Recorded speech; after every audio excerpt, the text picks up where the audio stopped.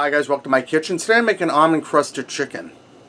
Alright guys, I'm starting out here. I have two metal pie tins.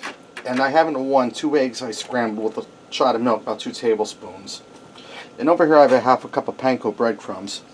I'm going to add in a half a cup of almonds that I coarsely chopped in my chopper. And let me grab another fork or spoon to stir it around with.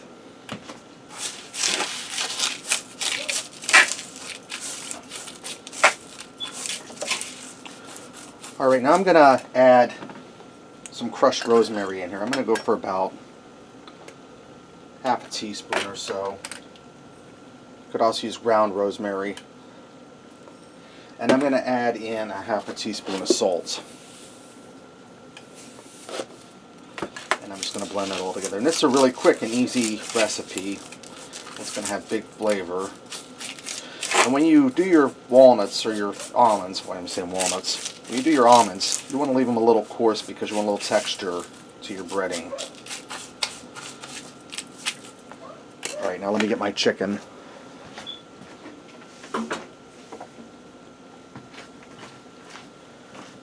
I have 2 chicken breasts that I cut in half, and we're going to coat them in the egg and we're going to coat them in the breadcrumb. Now you could take a whole chicken breast and you could pound it down with a meat mallet if you like, but this way's easier and you stretch your chicken a little further. So I'm going to go ahead and I'm going to get all my chicken coated up in this almond panko breading, and then I'll bring you guys back when it's time to fry this. Alright, now that I have all my chicken breaded, I have a pan of vegetable oil here. There's probably about a ½ inch of oil in here. And I have that preheated over medium high heat. It's starting to smoke a little bit, so I might have to turn it down. I'm going to get my chicken in here. I'm going to fry it for 6 or 7 minutes per side, so it's nice and crispy and it's cooked through. And I'll turn it over when the first side is done browning. Alright, now that my chicken's done, I pulled it out and set it aside. I drained most of my oil off. I left a little bit in there. I have about 4 tablespoons of shallot I'm going to get in the oil.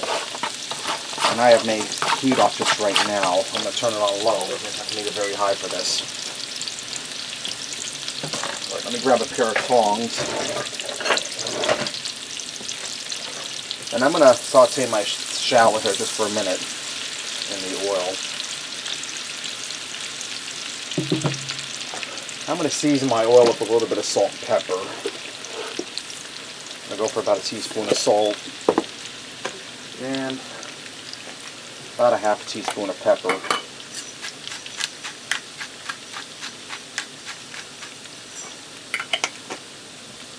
Okay, now I have 4 cups of spinach. Here, I'm going to get it in there and wilt it down. And this is 2 cups. And it looks like a lot of spinach, guys, but as it wilts, it'll go down quick. So I'm going to get all my spinach in here. We're only about 3 cups in, or actually a cup and a half. I'm going to get all my spinach in here, wilt it down, and when I'm done with doing that, I'll bring it back. Alright, my spinach is wilted down where I want to. I actually only use about 3 cups of that spinach, guys, because that's an awful lot of spinach. This is ready to go. Let's go and fix up a plate and see what we got. I also went ahead and made some butter garlic parmesan noodles to go with this. Let's go ahead and cut into this chicken, guys.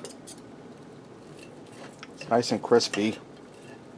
See, my chicken's cooked through, and Dexter has no comment at all today, guys. Try a little bit of that chicken. Hear that crunch? It's really delicious, moist. Try a little bit of that spinach. It's good. Well seasoned. Guys, that's really good and it wasn't hard at all. Alright, there you have it, almond crusted chicken. Give it a try. Thanks for watching, and until next time, I'll see ya.